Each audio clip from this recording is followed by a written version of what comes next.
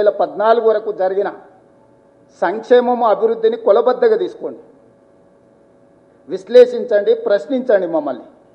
2014 నుంచి 2026 వరకు almost December 2023 వరకు వాళ్ళే ఉన్నారంటే ఆల్మోస్ట్ 10 years. 2 సార్లు రాజశేఖర రెడ్డి గారి నేతృత్వంలో ఏర్పాటు చేసిన మా ప్రభుత్వం, 2 సార్లు చంద్రశేఖరరావు గారి నేతృత్వంలో ఏర్పాటు చేసిన ఆ ప్రభుత్వాన్ని పోల్చండి. 16,000 కోట్ల రూపాయల మిగులు బడ్జెట్, 69,000 కోట్ల రూపాయల అప్పుతో మేము అప్పచెప్తే చంద్రశేఖరరావు గారు నాకు అప్పచెప్పేటప్పటికీ జీత భత్యాలు కూడా మొదటి తారీఖున ఇవ్వలేని పరిస్థితి.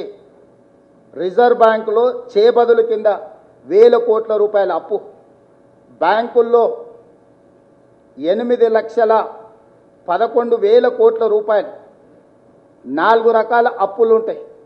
ఎఫ్ఆర్బిఎం పరిధిలో తెచ్చుకున్న అప్పులు, కార్పొరేషన్ సంస్థలకు ప్రభుత్వం గ్యారంటీ ఇచ్చిన అప్పులు, కార్పొరేషన్ సంస్థలే స్వయంగా మేము కట్టుకుంటామని తెచ్చుకున్న అప్పులు, ఇతర విధానాలలో ప్రభుత్వం తెచ్చుకున్న అప్పులు, 4 రకాల అప్పులు 6,71,000 కోట్ల రూపాయలైతే పోతూ పోతూ చేబదుల కింద బకాయిలు పెట్టినాయి.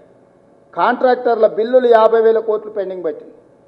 ఉచిత విద్యుత్ సంస్థలకు సింగరేణికి ఒక 30,35,000 కోట్ల రూపాయలు బకాయిలు పెట్టింది. ఉద్యోగ రిటైర్మెంట్ బెనిఫిట్స్ ఒక 10,000 కోట్ల రూపాయలు బకాయిలు పెట్టింది. లిక్కర్ సప్లై చేసిన సంస్థలకు ఒక 5,000 కోట్ల రూపాయల బకాయిలు పెట్టింది. ఫీజు రియంబర్స్మెంట్ ఒక 8,000 కోట్ల రూపాయల బకాయిలు పెట్టింది.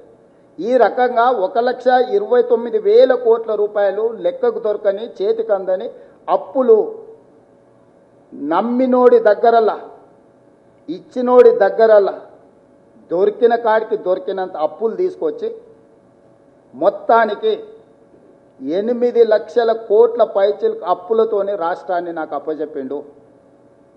నేను డిసెంబర్ 7 తారీఖు నాడు బాధ్యత తీసుకున్న తర్వాత అప్పటికి ప్రభుత్వ ఉద్యోగస్తులకు జీతాలు ఇవ్వలే. జీతాలు ఇద్దామని ఎత్తుకుతే డబ్బులు లేవు.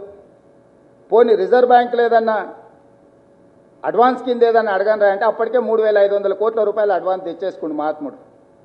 ఆ అవకాశం కూడా లేదు.